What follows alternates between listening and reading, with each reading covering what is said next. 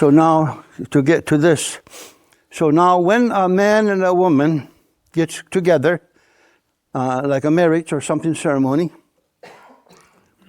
it's usually in Iroquois, Haudenosaunee, the fathers and grandma and old people has a lot to do with it.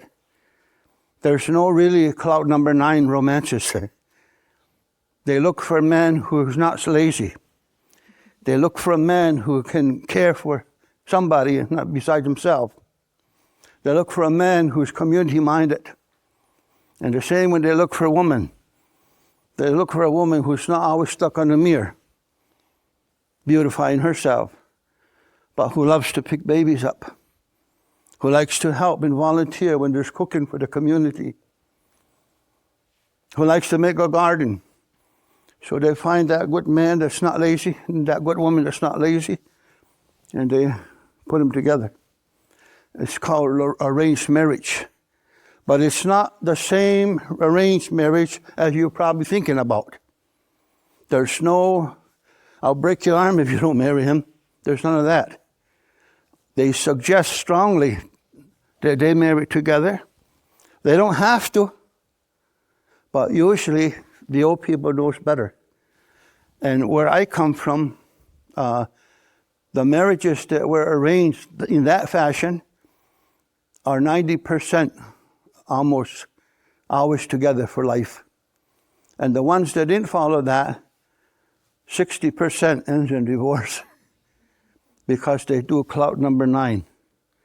And if you do cloud number 9, your marriage, the cloud isn't very thick. You can fall to the earth and crash. 60% crashes. Not just the Indian, everybody. Because they exclude their mother, their grandmas in their choices. Because we love our parents, our grandparents. So love is in there. So it isn't because we have to.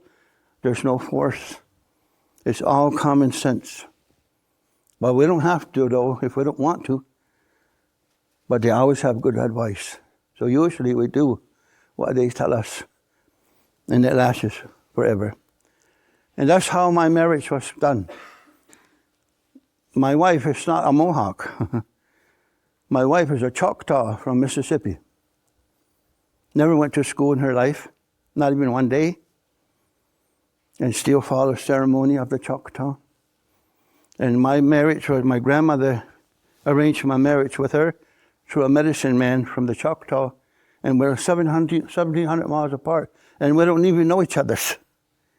And they didn't match it up. That was 53 years ago. So me and my wife, both 80 years old now. And we have 6 kids, 5 girls and 1 boy. They all grown up, they got kids and grandkids too now.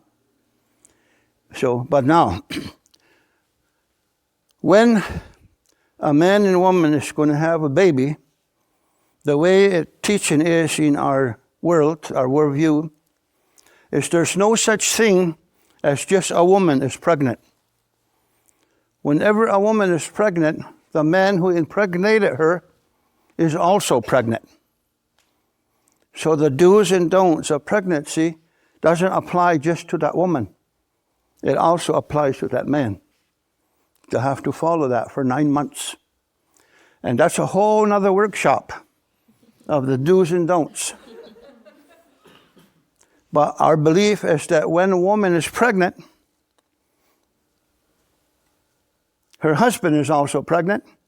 And when that woman is pregnant, the Creator, which is the power of all life, gives that woman 7 times the power that she normally had before pregnancy. And that 7 powers also goes to the husband. And the reason why, our grandma said, is because the Creator, in all the world, there's nothing more precious than a little baby Mohawk, or a little baby Frenchman, or a little baby deer, or a tadpole from a frog. There's nothing more precious than a little baby. And that's why He gave them 7 times the power, so that they'll be guaranteed that baby's going to get here. But most all the Haudenosaunee that's traditional, they still believe that, we follow that.